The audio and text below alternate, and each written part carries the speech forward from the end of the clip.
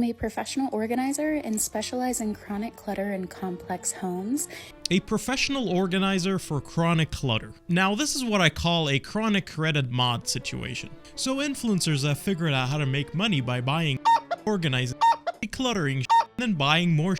And somehow we're all just watching this happen like it's normal content and not documentable mental illness, just playing out in real life, specifically on TikTok. Also, I am so excited. We are almost at 1,000 subscribers, so thank you to everybody. This might end up as a job, honestly. Alright, so we need to talk about decluttering on TikTok, because apparently it's gotten completely out of hand. We've gone from overconsumption to decluttering and then back to overconsumption again. So fast that I'm getting whiplash from watching it happen. Decluttering used to be called cleaning your house. You look at your shit, decide what you need, and we don't, you throw it away or donate it. That was it. Free, simple, done. But now it's $1 billion industry. We've got professional organizers charging over $300 an hour to declutter houses. We have decluttering coaches, minimalist influencers making six figures, and just people whose entire job is telling other people how to get rid of stuff. It's the stuff that they shouldn't have even bought in the first place. And the absolute best part that makes my brain hurt, half of these people decluttering their homes on TikTok are the same people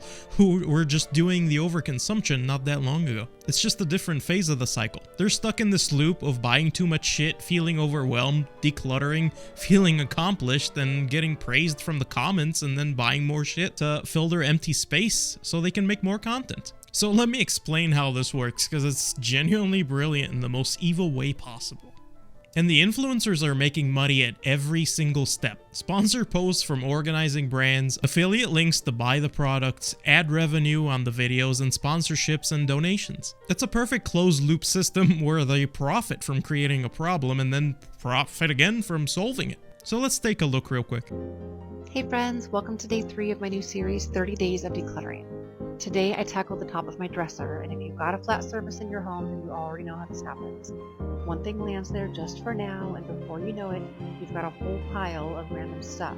30 days of decluttering. 30 days. How much shit do you own that it takes an entire month to go through it? That's not decluttering, that's conducting an archaeological excavation of your own poor purchasing decisions. Here's the part that kills me.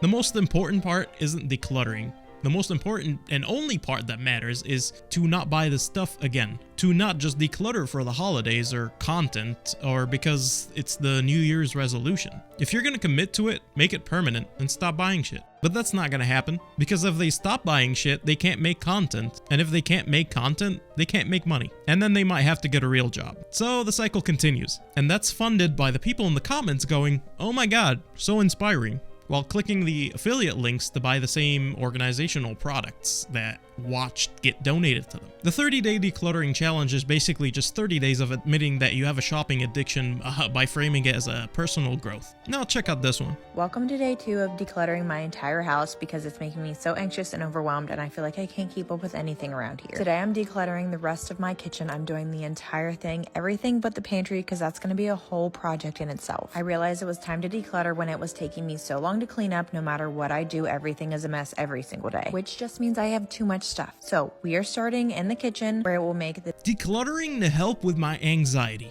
Okay, I'm not a psychiatrist or anything, but isn't the anxiety caused by overconsumption in the first place? Like, you bought all this shit, felt overwhelmed by all this shit, and now you're getting rid of all this shit, and now you feel a little bit better. But what happens after you're done decluttering? I'll tell you what happens. The anxiety is gonna come back. Because the problem isn't the stuff, it's the behavior that led to the accumulation of stuff. Decluttering is treating the symptom, not the disease. It's like if somebody kept punching themselves in the face and then just taking ibuprofen for the headache. Sure, the ibuprofen helps, but maybe stop punching yourself in the face to begin with? Just a thought. And this is just my opinion.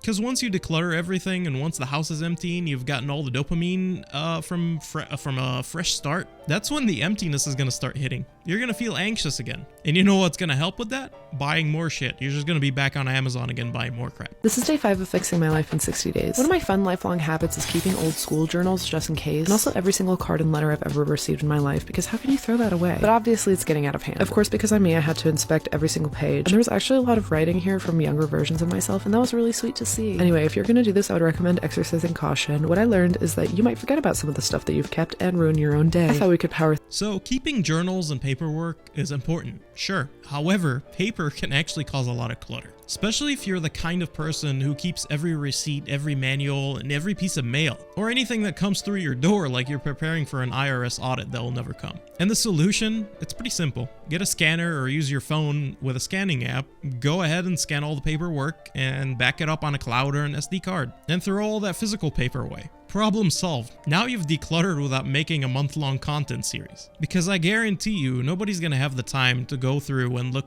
through physical paperwork anymore. Nobody does that. It's just paperwork. It doesn't spark joy. It's fucking paper. Scan it and move on with your life. I'm decluttering 500 items in 31 days, starting with 31 items on the first day and ending with a single item on the final day. Today's day 30, which means 2 items have to go. We're back in my bathroom today, and it's been a long time since you and I were here last, so I'm interested to see what's in here. It's definitely gotten chaotic since then, but I haven't added a ton of new things. I'm setting the minimum for today at 2 items because I think I should just go through the whole cabinet and see how many things I find. So minimum is 2, but 500 items. You're decluttering 500 items. Do you understand how much money that could be? If each item cost an average of $20, which is pretty conservative, that's 10 grand. $10,000 worth of stuff you bought and never used. That's a used car or even a year's rent in some places. Like mine. That's money that could have been invested, saved, or used for literally anything else. But no, instead 500 items right in the garbage. Or heading to Goodwill so you can feel good about yourself for about 5 minutes before you go back to Target and start the cycle all over again. I've gotten crazy into gummy vitamins lately. I really hate taking pills, so I always do liquids or gummy vitamins.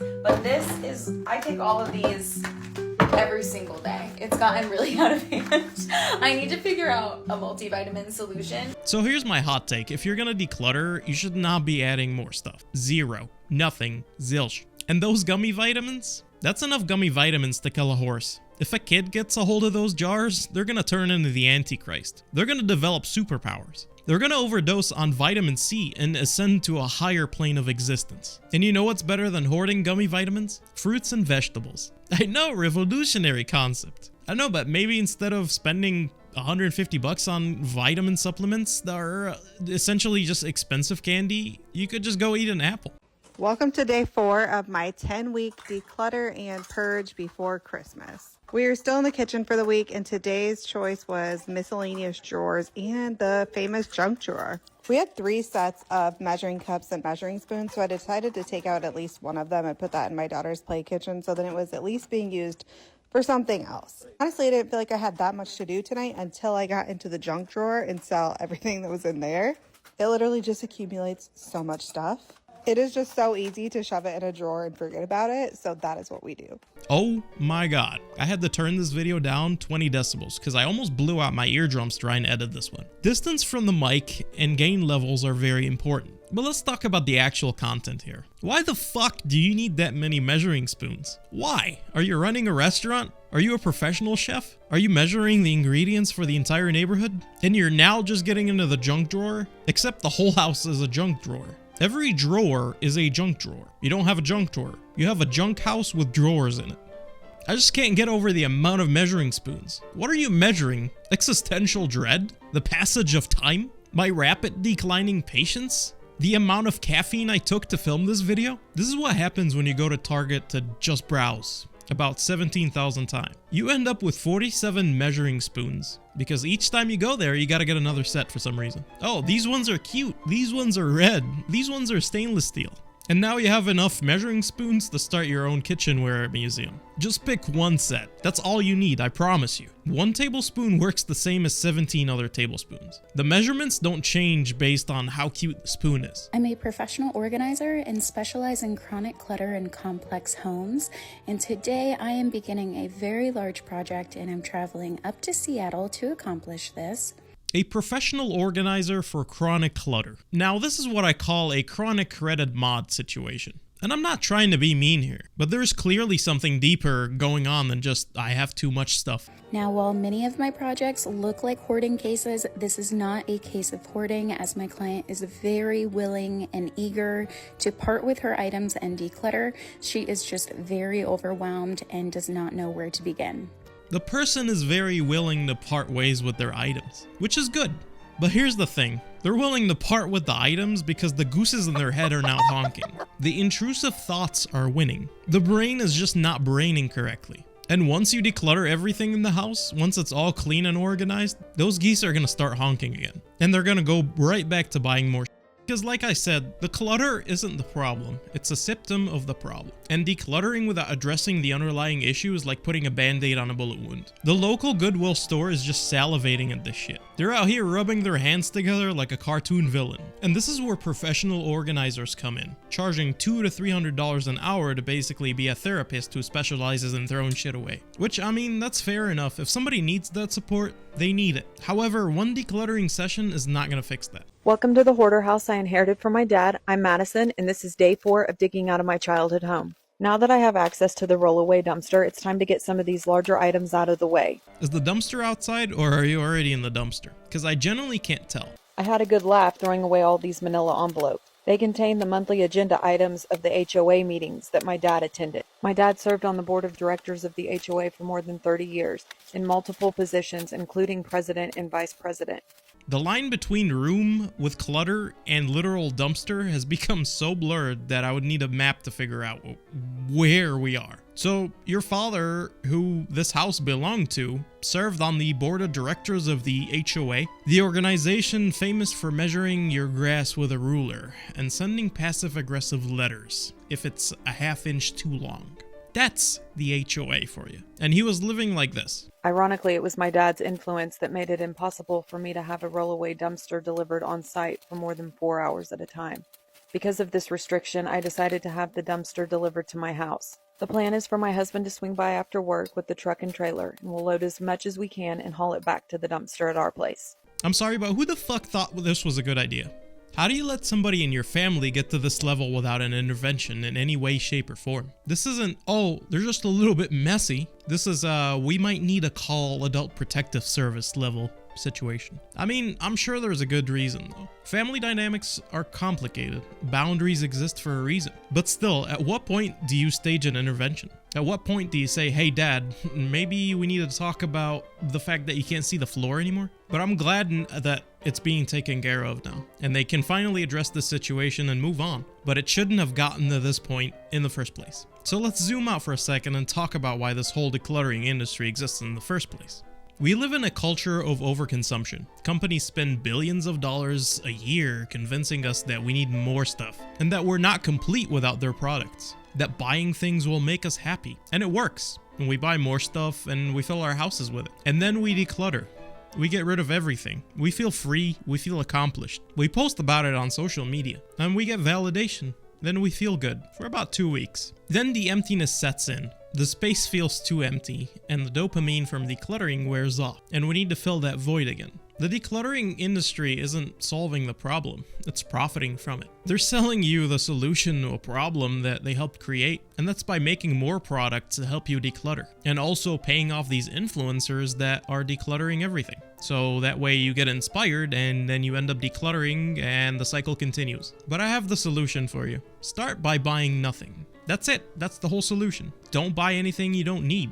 I did make a video about overconsumption, so I'll put that link in the description. It doesn't need to be a 30-day challenge. It doesn't need to be documented by social media either. Look, I'm not saying everybody on social media that declutters is a scammer or that organizing your life is bad. Some people genuinely need help, and they made TV series about this, about hoarding. And these people have genuinely benefited from professional organizers. But it's the way that it's been turned into content and into an industry, and it's the endless cycle of buying and throwing away shit. It's pretty unhealthy, and it's being normalized, and it's being celebrated as self-improvement.